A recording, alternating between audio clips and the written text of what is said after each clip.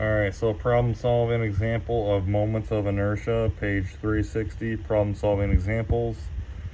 Find the moment of inertia about the x-axis of the curve 4x equals 2y squared minus integer at y from y equals 2 to y equals 4.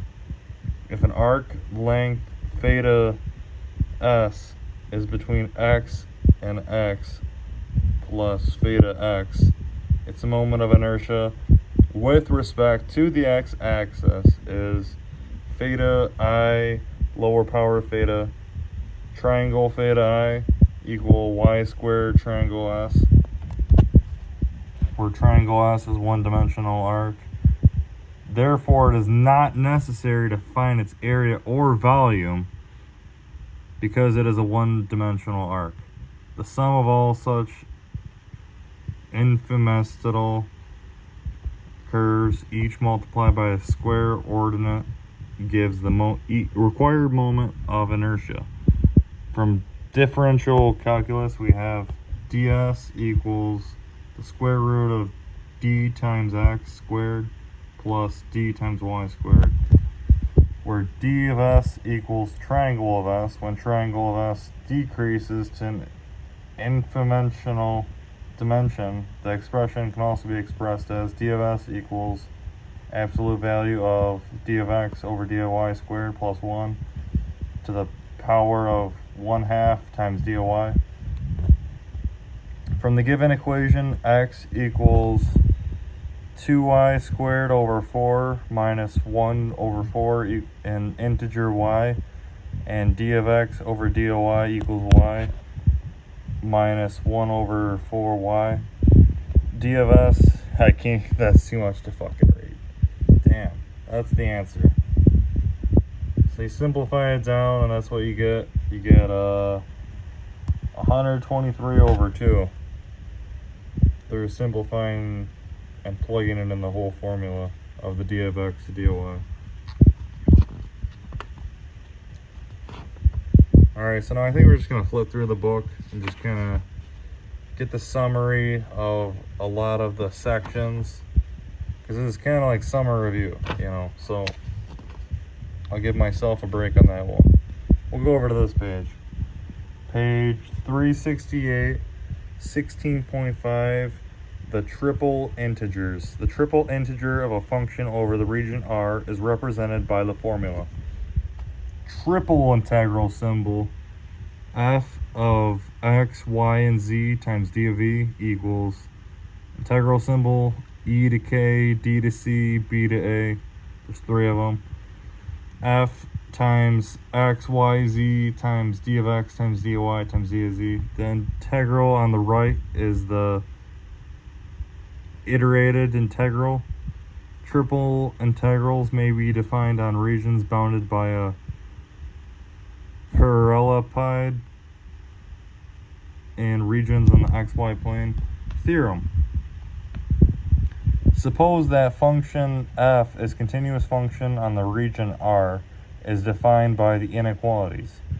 R equals absolute value of x, y, z. A is less than or equal to x is less than or equal to b. P times x less than or equal to y less than or equal to q times x. R times x times y less than or equal to z less than or equal to s times x times y. Where the functions p, q, and r and s are continuous, then I'm not going to read off the whole answer right there, but you plug this in on the problem solving example, and let's go for a problem solving example. Find the volume bounded by the surfaces x squared plus y squared equals z and x squared plus y squared equals 4 in the xy plane. There's your diagram. We're trying to find that right there. The xy plane, the volume. The The surface x squared plus y squared equals z squared is a paralleloid passing through the origin and symmetric of the z-axis, while the surface x squared plus y squared equals 4 is a cylinder in the z-axis as shown. Using the general definition of triple integral for volumes, we have, I'm not going to read the whole formula, but d of z, d of y, d of x from a to b, where the integral symbol s times d of v means integration over the given surface, s. We can also express the following form: v equals absolute integral symbol of r times f times x times y times d times a, which means integration over the region r projected by the x on xy plane. This is an alternative form of the triple integral. Now f times x times y equals z equals x squared plus y squared, comma y. Varies in the interior of a circle. X squared plus y squared equals 4, or negative square root of 4 minus x squared.